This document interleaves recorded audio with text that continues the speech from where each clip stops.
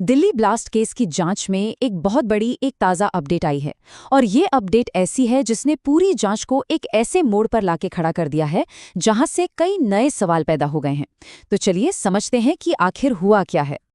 तो देखिए, सबसे बड़ी और सबसे अहम खबर ये है कि ब्लास्ट से जुड़ी जो i20 कार थी उसका मालिक मिल गया है। इसका नाम है सलमान और पुलिस ने उसे हिरासत में भी ले लिया है। इसे अब तक की समझिए सबसे बड़ी कामयाबी माना जा रहा है इस केस में।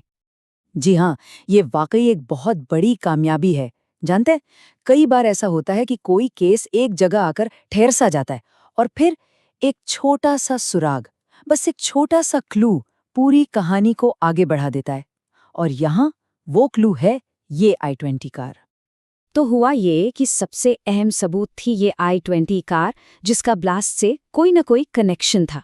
दिल्ली पुलिस ने काफी मशक्कत के बाद इस कार को ट्रेस कर ही लिया और जैसे ही कार मिली, गाड़ी के रजिस्टर्ड मालिक को हिरासत में ले लिया गया और अब उससे पूछताछ का दौर चल रहा है। तो अब सवाल ये उठता है कि आखिर ये रजिस्टर्ड मालिक है कौन?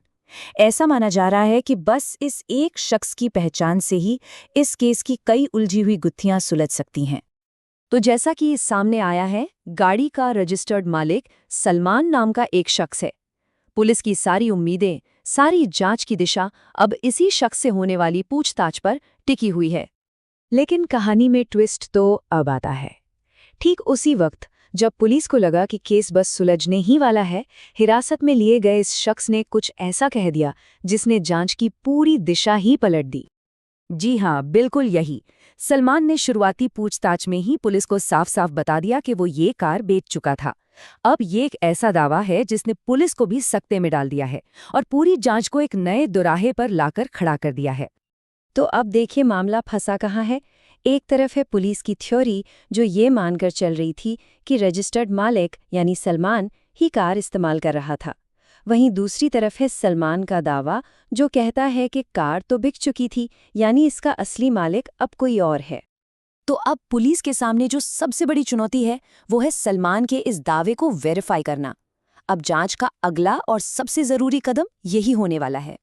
और ये वेरिफिकेशन होगा कैसे? इसके लिए दिल्ली पुलिस अब सलमान के कहानी की सच्चाई जानने के लिए आरटीओ यानी रीजनल ट्रांसपोर्ट ऑफिस के रिकॉर्ड्स खंगाल रही है। बस यहीं से दूध का दूध और पानी का पानी हो जाएगा। तो अब जांच की जो प्रक्रिया है वो कुछ इस तरह आगे बढ़ेगी। पहला स्टेप सलमान से पूछताछ, वो तो हो चुका है। दूसरा स्टेप आरटीओ रिकॉर्ड से मिलान करना, वो अभी चल रहा है। इसके बाद ये साफ होगा कि कार बिकी थी या नहीं, और अगर जवाब हाँ में है तो शुरू होगा चौथा और सबसे मुश्किल स्टेप, उस नए मालिक को ढूंढना। तो अब सबसे बड़ा सवाल यही है कि सलमान की ये कहानी आखिर है क्या? क्या ये एक सच्ची दलील है जो उसे इस केस से बचा सकती है, या फिर ये जांच को भटकाने के लिए चली गई एक शातिर चाल है? इस एक सवाल का जवाब ही इस पूरे केस का भविष्य तय करेगा।